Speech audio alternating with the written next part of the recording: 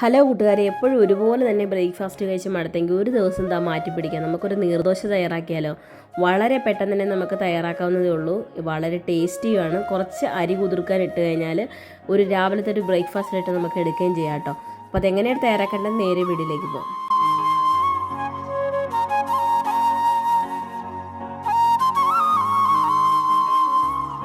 അപ്പോൾ നീർദോശ തയ്യാറാക്കാനായിട്ട് ഞാനിവിടെ അരി കുതിർക്കാൻ വേണ്ടി വെച്ചിട്ടുണ്ടായിരുന്നു കേട്ടോ.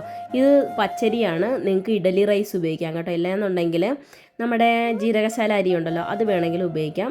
ബസ്മതി റൈസ് അത്ര ഇതാണെല്ലാന്ന് തോന്നുന്നു. ഞാൻ ഉപയോഗിച്ച് നോക്കിയിട്ടില്ല, പക്ഷേ ബാക്കിയുള്ളതൊക്കെ നല്ലതാട്ടോ.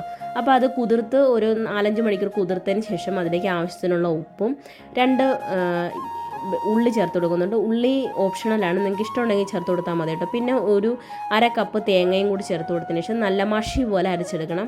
നല്ലതുപോലെ തന്നെ അരച്ചെടുക്കണം കേട്ടോ. ഇതിപ്പോൾ കട്ടിയൊന്നും പാടില്ല. അരച്ചെടുത്തതിന് ശേഷം അതിനകത്തേക്ക് 2.5 കപ്പ് വെള്ളം, നല്ല നേർമയായിട്ട് നമ്മളിങ്ങനെ എടുക്കുമ്പോൾ ഇങ്ങനെ വെള്ളം പോലെ തന്നെ ഇരിക്കണം മാവ്. ആ ഒരു പരുവമാണെങ്കിൽ മാത്രമേ നമ്മുടെ നീർദോശ കറക്റ്റായിട്ട് വരത്തുള്ളൂ. വെള്ളം പോലെ എന്ന് പറഞ്ഞാൽ നല്ല വെള്ളം പോലെ തന്നെ നമ്മുടെ മാവ് ഇരിക്കണം. അപ്പോൾ 2.5 കപ്പ് വെള്ളം ചേർത്ത് നിങ്ങളുടെ ആവശ്യാനുസരണം വെള്ളം ചേർത്ത് കൊടുക്കുക. ഇപ്പോൾ വെള്ളം പോലെ ഇരിക്കണമെന്ന് പറയുമ്പോൾ അറിയാൻ പറ്റുമല്ലോ. അതിനുശേഷം ഒരു ചട്ടി ചൂടാക്കാൻ വേണ്ടി ഒരു പാൻ ചൂടാക്കാൻ വേണ്ടി വെച്ചിട്ടുണ്ട്. അതിനുശേഷം ഇങ്ങനെ ഒഴിച്ചു കൊടുത്താൽ മതി. വെള്ളം ഒഴിച്ചു കൊടുക്കുന്ന പോലെ ഒഴിച്ചു കൊടുത്താൽ മതി. പരത്തുകയൊന്നും വേണ്ട. അപ്പോൾ അത് ഒരു സൈഡങ്ങും മൊരിഞ്ഞ് പെട്ടെന്ന് തന്നെ വരും. ഒന്നുകൂടെ നൈസായിട്ട് ചെയ്യാൻ വേണ്ടി നോക്കുക. ഞാനിപ്പോൾ ഇവിടെ നമ്മുടെ ചപ്പാത്തി ചൂടുന്ന പാത്രമാണ് എടുത്തിരിക്കുന്നത്. ശരിക്കും പറഞ്ഞാൽ നമ്മൾ ദോശ ചൂടുന്ന സൈഡ് ഇങ്ങനെ പൊങ്ങിയിരിക്കുന്ന പാത്രം ഉണ്ടല്ലോ, അത് വേണം എടുക്കാൻ.